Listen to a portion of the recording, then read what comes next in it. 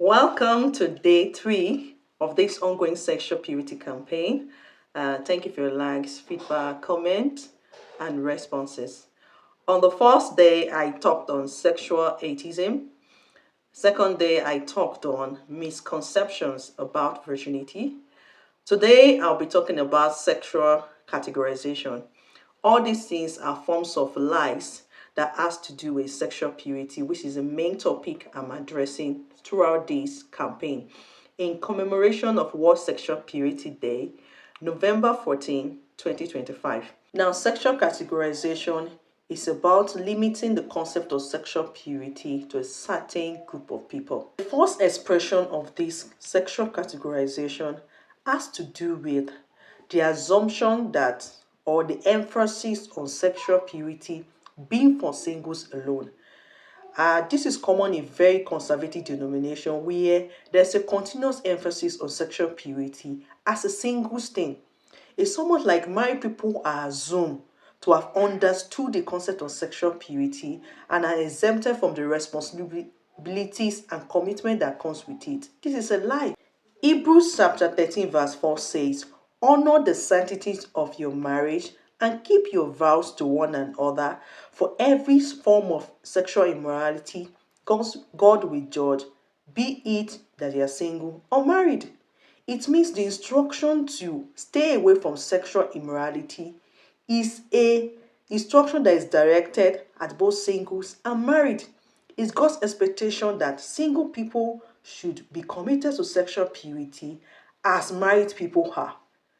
This assumption is one of the reasons that have made infidelity in marriage on the increasing side among believers.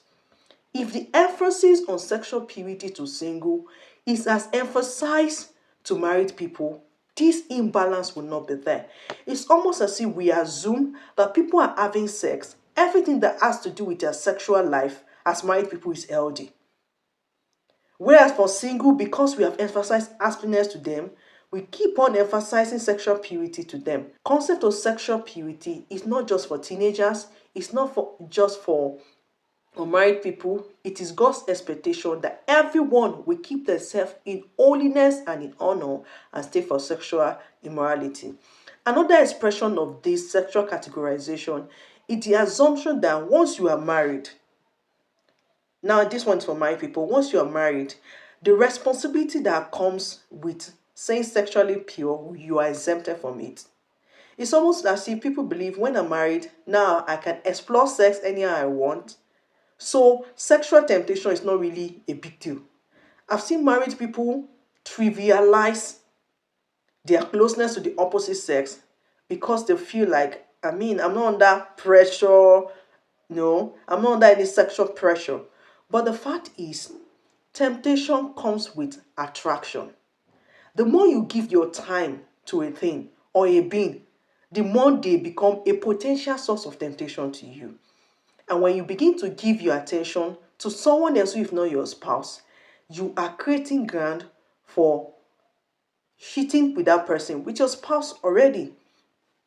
And that is why it is important, whether you are single or married, there should be a consciousness of fleeing away from every appearance of sexual immorality. Every appearance that will keep your heart in a place that is farther from your spouse, dishonoring your vows, marital vows, and disobedience to God must be consciously kept away. Being married does not exempt you from the responsibility and commitment that comes with sexual purity.